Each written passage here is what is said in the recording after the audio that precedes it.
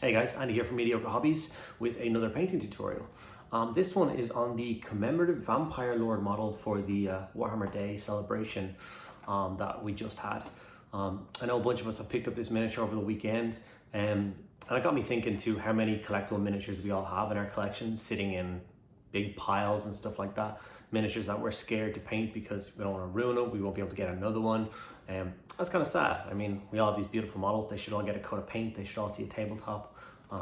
So that's what this kind of series is going to be about. So whenever a collectible miniature comes out, I'll do my very best to get my hands on one and show you guys how to paint it up nice, quick, easy, to a nice standard, so you don't have to have stacks of these collectible models gathering dust. You'll have them all on a shelf looking well for people to enjoy, like yourself. So stick around to the end of the video, see if you like what we do, and yeah, enjoy. Okay guys, prepping the model is the same as most of my miniatures. She got a little bit of PVA glue and sand on the base, then we sprayed her black and dusted her with a zenithal of grey cedar. This gives me a beautiful contrast to work with, and it really helps to get the contrast paints on the right way. Speaking of contrast paints, we're going to begin with Space Wolf's Grey. This is a peculiar choice, you may be thinking, but it's for her skin. And if you have the box for the miniature to hand, you will notice that there is a blue hue through her skin. Who's to argue with the complexion of a 1,000-year-old vampire? Yeah, but it works to put down that subtle tone. We'll be layering it up later on after the wash stage. But just for having that nice blue tinge into all the recesses, it works perfectly. Next up, we have Skeleton Horde. And she does actually have some ribs. It's like her corset is made of bones. So a quick splash of Skeleton Horde on those just to get a base coat down. I hadn't realised how badly this particular bit didn't focus. Apologise for that.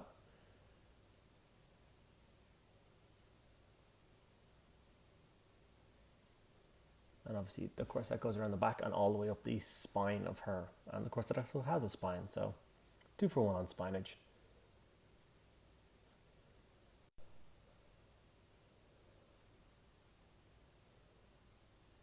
Time to add some colour to the armour. So Blood Angel Red is the colour of choice for my vampires. I go for the Blood Dragon style. All my Soulblight vampires have red armour. You want to get a nice clean coat across all of the armour panels of this miniature. I kept having to go back to the box to see which parts were kind of poofy cloth and which bits were armour. Turns out it's all armour. I have no idea how she sits down, but each to their own.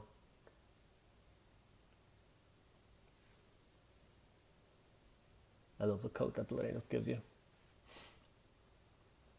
And these are all the armour panels I found on the miniature. Don't forget that little one on her shin when you're going around doing it. Sheesh Purple will be the colour for the cloth. If we once again refer back to the box, you'll notice that it's not black for her boots and cloth. It's actually really, really dark purple. So I started with a Sheesh Purple contrast. Which is a colour I don't use very often. It gave a beautiful coat though. I was quite happy with how it turned out.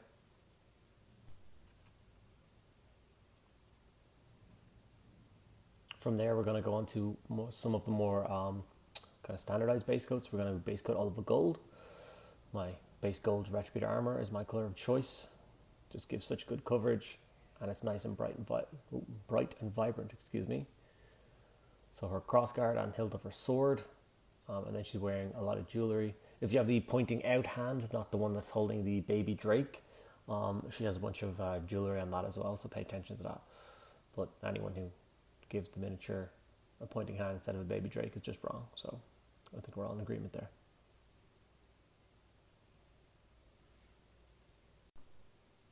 And then after all the gold details are done, it's time for the silver details. So my trusty lead belcher to base coat any of the metallic parts on her. So the chain that runs around her going down from hip to hip. And then obviously the blade of her sword. I also did the handle of her sword in silver. It's kind of an ornate fencing foil type sword, so why not go with a bit of extra bling.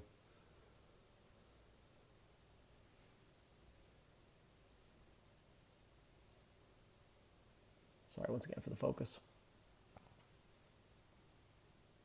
nearly there with our base coats.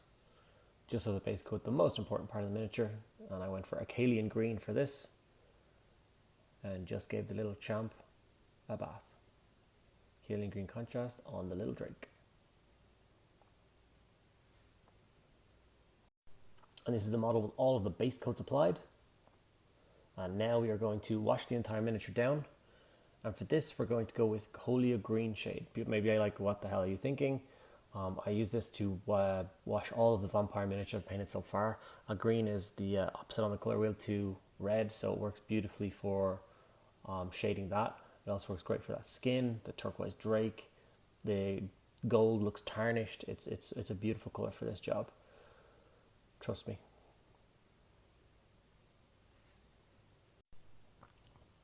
And here she is with all of the wash dried and the base done. I always do the base when the wash is on. I've got a few minutes to spare. I'll get that bashed out. Now it's time to begin the layering process. So the one I'm choosing for this is Pallid Witch Flesh, and this is for her morbid skin. And this is the one stage on the miniature which takes the most time. You need to be the most careful. Make sure you thin down the Pallid Witch Flesh a good amount and just do 2 thin coats of paint on the skin. The first one's going to be kind of blotchy, kind of streaky, because you're going over the blue turquoise skin, and the pale flesh won't get a good coverage over that in one go. So just take your time. Nobody's rushing you, except maybe yourself.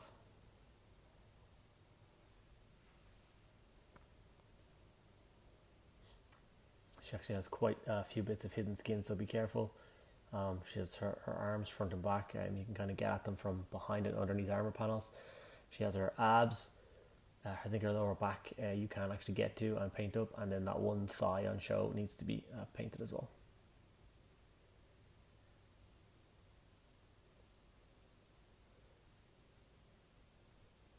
And this was her when I got the Pallid Witch Flesh on the skin.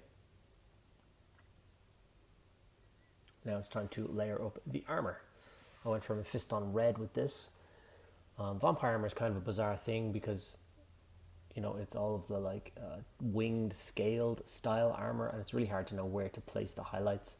I went for the middle of each panel because it has, you know, the most surface area, and it'll bring the color up. But that meant that the spines, which were the furthest protruding parts, were the darkest, which isn't the natural way to highlight anything. So I went back and gave it a little bit of coverage to each of them, but you'll see what I mean at the end. I was happy with the result, but I was slightly confused while I was doing it.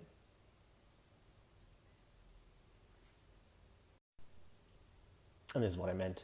You can see the middle of the panels are bright red, and the spined bits are darker, which I think worked. Bargnard Burgundy is a fantastic colour, one of the newer colours brought out. And this works a treat for layering up the Sheesh Purple.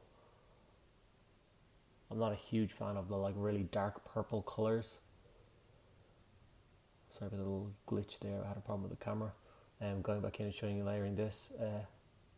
Yeah, but this just adds a nice bit of colour to it. You can actually see that it's purple, but you can see that it's dark purple, if that makes sense.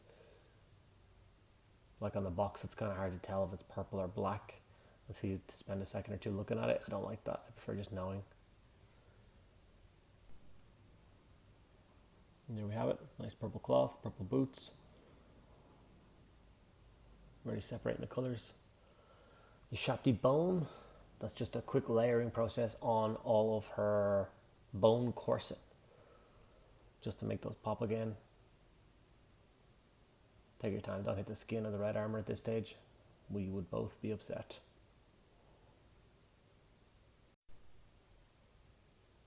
And there's all of the bone work done on the spine. Now it's time to layer up the baby Drake. I was actually short on turquoise colours. I spent about 15 minutes looking for any colour that I thought was appropriate and couldn't find the one that I would like. Caldor Sky is what I went for. You may have a more appropriate colour in your painting collection to touch up the Drake. I think I made it work with Caldor Sky, but it wouldn't have been my first paint of choice. So take with that as you will. It's such a cool little model. Everybody thought it was a baby dragon. And then I noticed that it had big floppy ears, which immediately made me think it was like a baby terrorgheist. So in my head it's a baby terrorgheist.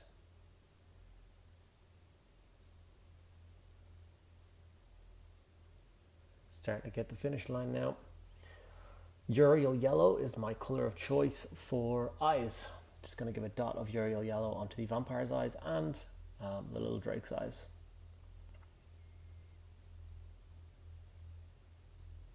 Using my finest brush here just to make sure I don't wreck up that skin. Don't want yellow tinted eyebrows or nose or anything. I think that went okay. Not push our luck. And another dot of yellow on the drake. He's got his mother's eyes.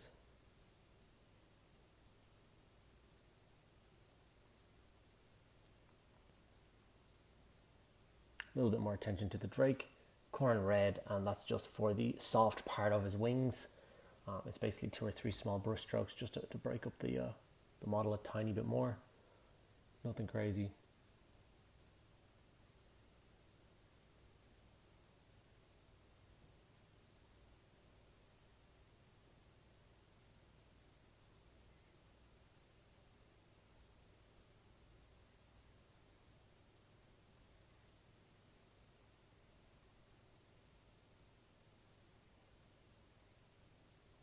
Lead belcher to highlight and layer up the last few parts. So we're going to go back to the golds and silvers. For the burnished gold look, I do like layering up with lead belcher again. Just a few dot highlights. Imagine this vampire was gifted this sword hundreds and hundreds of years ago. She may love it, but it's still going to get tarnished. So you can see here, I will just do a couple of dots on the crosshair. That just gives the impression of a highlight.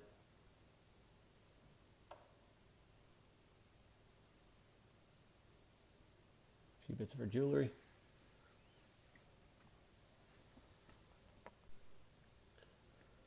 And then a fun little paint, technical Soulstone Blue, which was brought out years ago to paint gemstones and stuff. She's got a bunch of nice gemstones on her, so yeah, Soulstone Blue for that. It's where I was advertising the brush with the way those wording is perfectly in focus and the miniature isn't.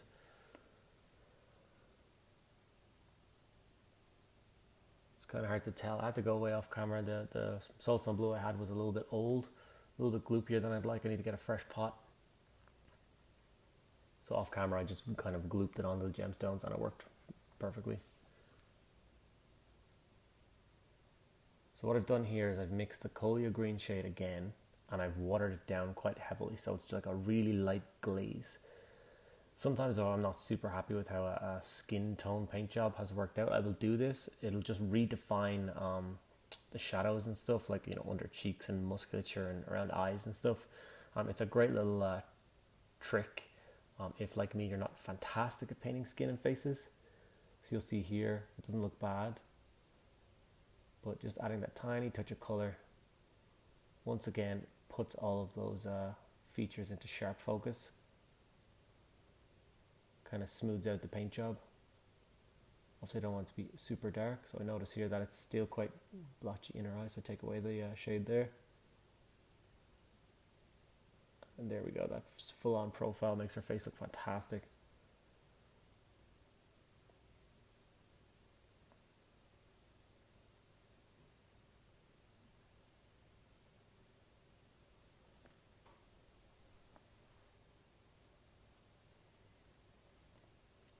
As I was going over her arm, I decided once again just to throw a little bit more texture over the drake. Why not?